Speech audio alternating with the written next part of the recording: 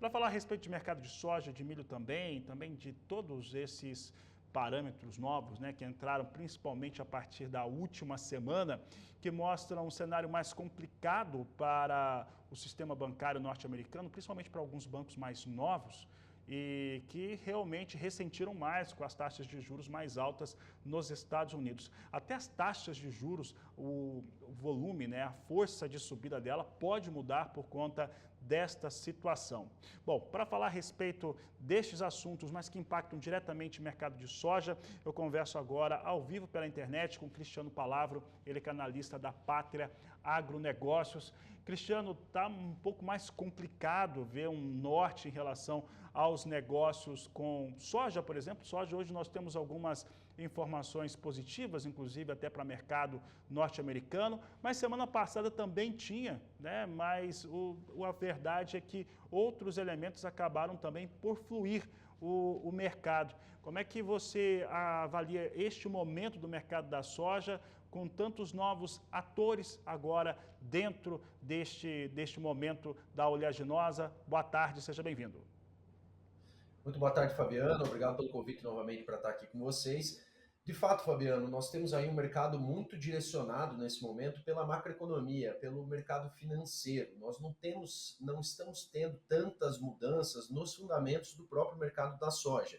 A gente sabe aí dos fundamentos de quebra de oferta aqui na América do Sul, pressão de colheita aqui no Brasil, mas o que tem interferido mais nas dinâmicas de preços tem sido essa situação do mercado financeiro e esses riscos que têm sido adicionados com os problemas bancários, de bancos lá nos Estados Unidos. Isso vem mexendo, inclusive, rapidamente na perspectiva da curva de juros nos Estados Unidos. Até a semana passada era quase um consenso no mercado, mais um aumento de 0,5% da taxa básica de juros lá nos Estados Unidos, fato favorável ao dólar, só que com essa situação de insolvência do sistema bancário, há a percepção de que essa curva de juros vai perder força, inclusive com apostas de nenhum aumento para a semana que vem, na próxima reunião do Fed. O que a gente está vendo dentro desse cenário? Essas preocupações acabam afastando investidores, fundos de investimento de ativos de maior risco, e isso tem diretamente impactado as commodities. O maior efeito tem sido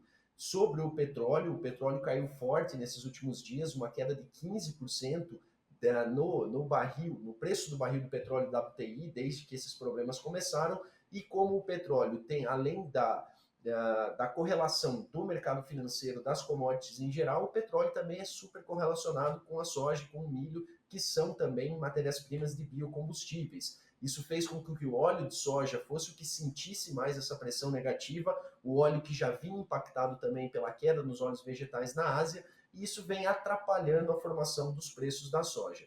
Um ponto importante, Fabiano, é que mesmo com toda essa pressão, a gente vê que a soja grão não tem caído de forma muito agressiva em Chicago.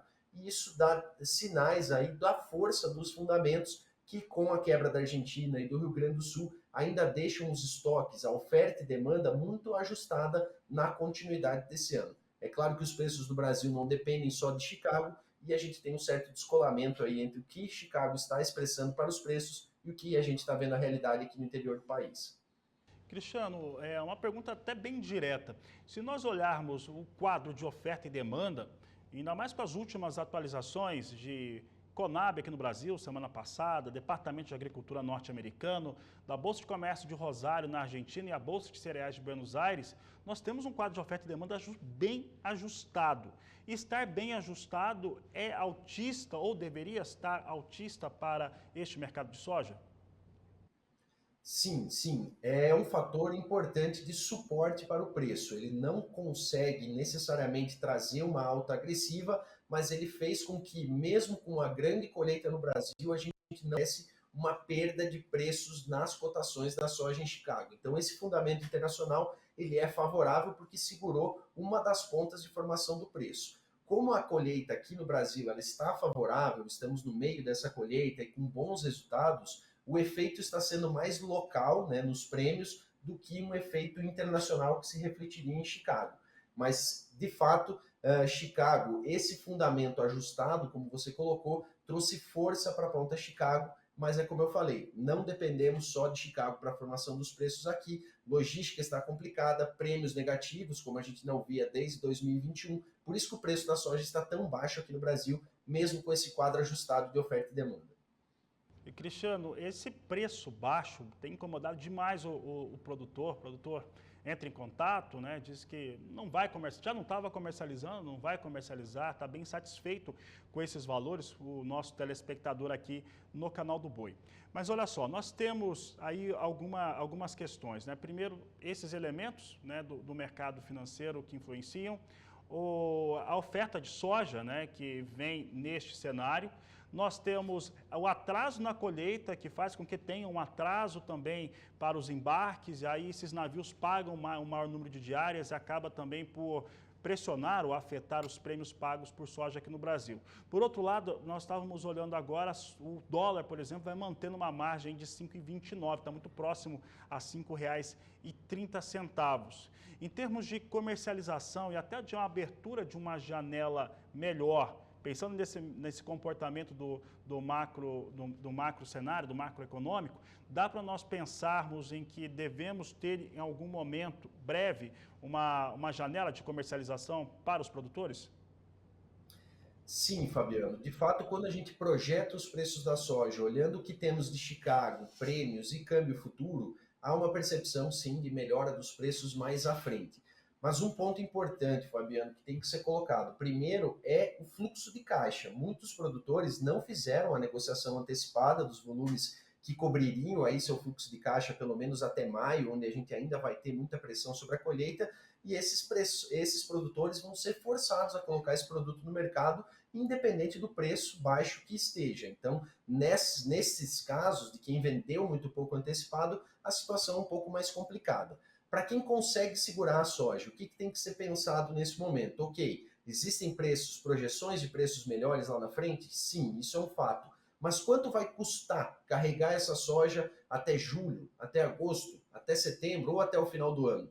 Nós estamos com um custo de oportunidade muito alto esse ano, pelo menos 1% ao mês é a remuneração que o produtor pode auferir com essa soja vendida antecipada. Os custos de armazenagem do armazém, para quem coloca em armazém geral, por exemplo, estão mais altos. Tem a quebra técnica. Então, se a gente somar todos esses fatores, para quem está pensando em carregar a soja lá para setembro, outubro, ele tem que pensar que isso vai custar pelo menos 12, 14 reais por saca para carregar essa soja até lá. Será que o mercado vai conseguir entregar um resultado que compense esse gasto adicional? Muitos produtores também estão pensando em captar recurso no banco para segurar essa soja. A taxa de juros não vai ser inferior a 1,3, 1,4 e até mais que isso para captar esse recurso. Será que vale a pena efetivamente contratar dinheiro para carregar a soja, já que o custo do dinheiro está tão alto nesse ano? São essas as contas que o produtor vai ter que ficar atento para fazer a comercialização. Às vezes o preço não está tão bom, mas carregar também não é a melhor estratégia, dependendo da necessidade de fluxo de caixa dele.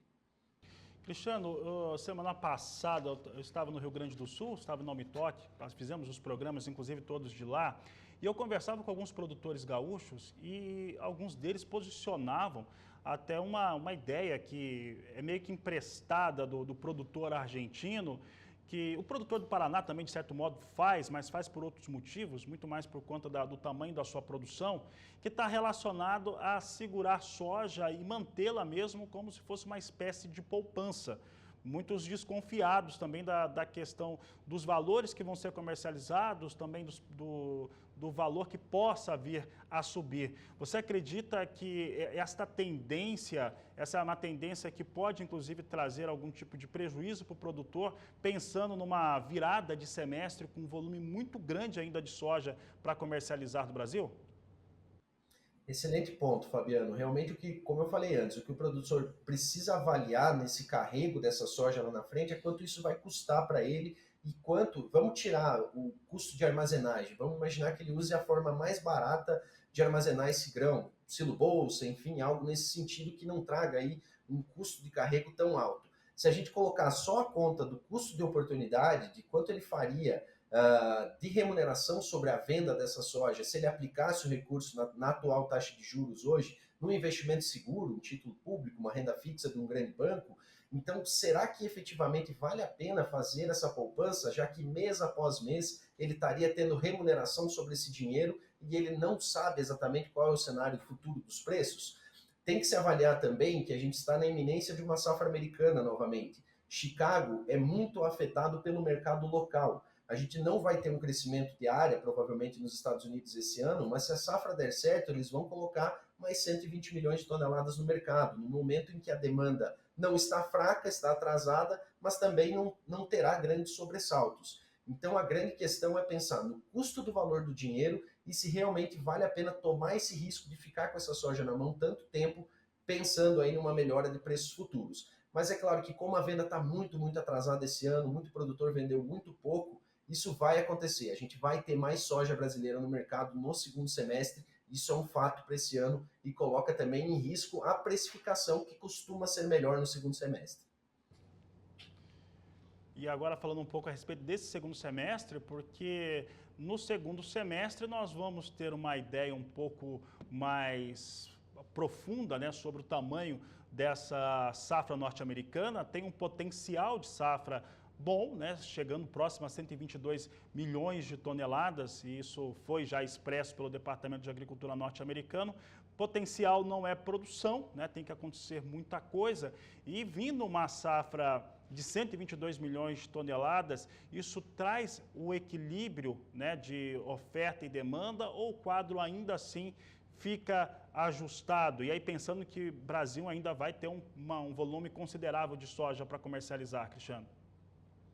Sim, se a gente tiver uma safra normal nos Estados Unidos, há sim uma melhora nessa questão, uma oferta um pouco maior do que nós temos hoje em relação à demanda. Realmente, pensando numa estratégia de como lidar com isso, realmente o produtor tem que pensar um pouco mais nas estratégias derivadas, tanto ofertadas pelas tradings ou ofertadas também através de operações em bolsa. Se nós temos um Chicago alto hoje e o mercado americano costuma impactar mais diretamente essa ponta, pensar em estratégias de trava do Chicago e deixando a ponta, o grão físico em aberto para negociar mais à frente, com uma melhora na curva de prêmios e uma redução dos fretes, é uma estratégia importante. Então, realmente, a safra americana, se vier saudável e tiver um bom resultado, ela alivia esse quadro ajustado de oferta e demanda e a gente pode sim ter um preço em Chicago voltando a trabalhar em patamares mais próximos da média, ali voltando para casa dos 12, 13 dólares por bushel, que já é o que a gente observa na curva futura. Se você pegar o contrato setembro em diante, já é isso que ele sinaliza para Chicago, patamares bem menores do que temos hoje no spot. Tá certo, Cristiano. Cristiano, e agora para encerrar, quero falar com você um pouco a respeito de milho, né? Nós estamos com um mercado bem interessante para produtores aqui no Brasil, mas nós tivemos nessa semana já um movimento que afetou Chicago, acabou refletindo aqui no país. Como que esse mercado vem andando, Cristiano, pensando aí no cenário global? Hoje, inclusive, vou trazer daqui a pouco, durante o programa, mais uma venda acima de 600 mil toneladas de milho norte-americano para os chineses. Olha, o cenário de milho, falando primeiro do Brasil rapidamente, é que para o spot, para o disponível, né, a gente tem um mercado muito lateralizado nesse momento e essa lateralização, esses preços que sobem um pouquinho, caem um pouquinho, não saem muito do mesmo patamar, isso já dura semanas. Agora, projetando um pouquinho mais à frente, pensando em quem está instalando as suas lavouras de segunda safra. Um ponto importante é que o preço no segundo semestre ele depende muito da paridade de exportação, que depende, por sua vez, muito do preço lá em Chicago. A gente já viu que desde a divulgação do crescimento da área nos Estados Unidos, agora em 2023, os preços em Chicago perderam bastante força nesses últimos dias e isso acabou pressionando toda a paridade de exportação no mundo. A gente sim vai exportar muito esse ano aqui no Brasil, porque nós temos uma quebra importante na Argentina, que é um competidor importante, nós temos a Ucrânia que não vai conseguir produzir normalmente pela continuidade da guerra, então nós temos sim grande capacidade de exportação. Mas a questão é, a que preço? Então, o produtor que está instalando sua segunda safra nesse momento, ele tem que estar atento com essa precificação para o segundo semestre, porque se tivermos uma safra razoavelmente boa aqui no Brasil, nós vamos ter sim muito milho colocado no mercado, a demanda existe, mas a sinalização também de uma safra maior nos Estados Unidos pode baixar todo o preço de exportação no globo e isso afetar a precificação aqui no interior do Brasil também.